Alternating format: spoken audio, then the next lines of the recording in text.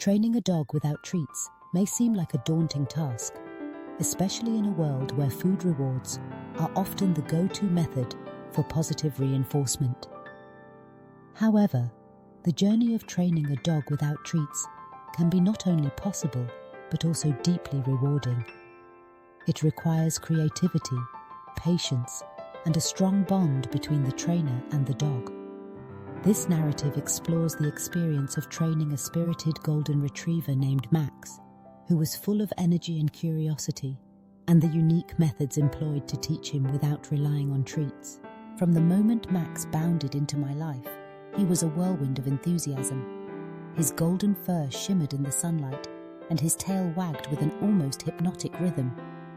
I had adopted him from a local shelter, and while he was a bundle of joy, he also came with a few behavioral quirks. He was easily distracted, loved to chase squirrels, and had a tendency to ignore commands when he was excited. I knew that training him would be essential for both his safety and my sanity.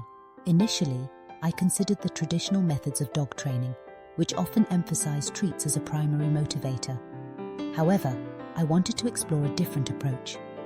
I was intrigued by the idea of building a connection with Max that transcended food rewards. I believed that if I could engage his mind and spirit in ways that didn't involve treats, we could form a deeper bond based on trust and understanding. The first step in my training journey was to establish clear communication with Max. I began by using verbal cues and body language to convey what I wanted from him. I noticed that he responded well to my tone of voice. He could sense my excitement when I praised him, and my disappointment when he misbehaved. I decided to use this to my advantage. Whenever Max performed a desired behavior, I would enthusiastically praise him, using phrases like "good boy" or "yes, Max" in a cheerful tone. I learned that my voice could be a powerful tool in reinforcing positive behavior. To further enhance our communication, I incorporated hand signals into our training. I found that dogs are incredibly perceptive to visual cues. I started with simple commands like sit and stay. When I wanted Max to sit, I would raise my hand, palm facing down, and say the command clearly. It was fascinating to watch him respond to my gestures. He would tilt his head, his ears perked up, and after a moment of contemplation, he would plop down on his hindquarters. Each time he succeeded, I would shower him with verbal praise and affection, reinforcing the behavior without any food rewards.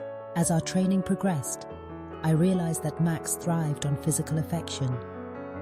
He loved to be petted and cuddled, and I discovered that this could be a powerful motivator. After each successful command, I would kneel down and give him a good scratch behind the ears or rub his belly. His eyes sparkled with joy, and I could see that he associated my affection with his accomplishments.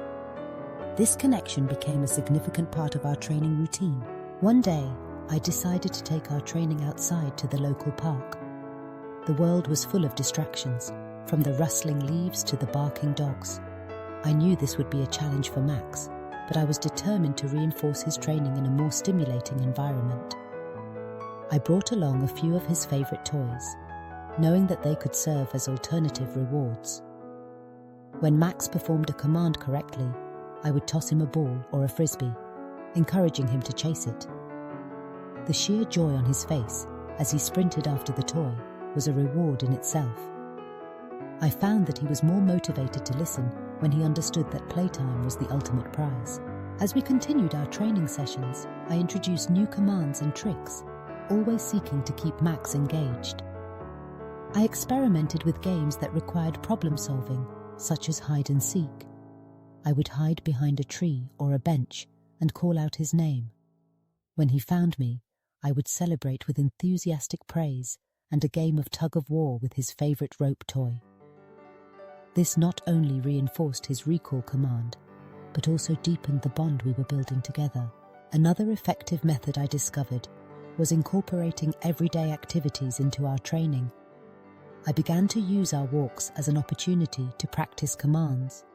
Rather than simply allowing Max to lead the way, I started asking him to heel or wait at intersections. When he obeyed, I would reward him with a pat on the back and an excited "Yes!" This transformed our walks into a fun training session, making the experience enjoyable for both of us. Max learned to focus on me amidst the distractions of the outside world, and I felt a sense of accomplishment every time he followed my lead. One of the most memorable moments in our training journey came when I decided to teach Max the Leave It command. This command was crucial for his safety, especially when we encountered potentially dangerous items during our walks. I practiced this command by using a toy that he was particularly fond of. I would place it on the ground, and using a firm but gentle tone, I would say, "Leave it." At first, he would lunge for the toy, but with consistent practice and lots of praise when he resisted, he began to understand what I wanted from him. The day he successfully left the toy alone while I walked away was a triumph. I celebrated with a heartfelt hug and a game of fetch, reinforcing his success without a single treat. As weeks turned into months, I began to notice significant changes in Max's behavior. He was more attentive, responsive, and most importantly, he seemed happier. Our bond had deepened, and I realized that the absence of treats had encouraged us to rely on each other for motivation. Max learned to trust me, and I learned to communicate more effectively with him. Our training sessions became a joyful exploration of what we could achieve together. Of course, there were challenges along the way. There were days when Max would get distracted or stubborn, ignoring my commands altogether. In those moments, I had to remind myself to be patient. I learned to adjust my approach, sometimes changing the location of our training or the activities we engaged in. I discovered that variety was key. Keeping things fresh and exciting helped maintain Max's interest and enthusiasm. One particularly challenging day stands out in my memory. We were at the park, and a group of children were playing nearby. Max was captivated by their laughter and the flying frisbees. I could see his attention drifting away from me. Instead of getting frustrated, I decided to turn the situation into a training opportunity. I called him to me, using a high-pitched, cheerful voice to grab his attention. When he came running, I rewarded him with enthusiastic praise and a game of chase. This not only redirected his focus, but also reinforced the importance of listening to me, even in the face of distractions. As we continued to train, I began to realize that the lessons we were learning went beyond simple commands. Max was teaching me about resilience, patience, and the power of connection. I found joy in celebrating his small victories, and each success felt like a testament to our growing partnership. Our training sessions became a dance of trust, where we both learned to navigate the world together. Eventually, I decided to take our training to the next level. I enrolled us in a local agility class. I was excited, but also nervous. Agility training was known for its challenges. However, I was determined to approach it without treats.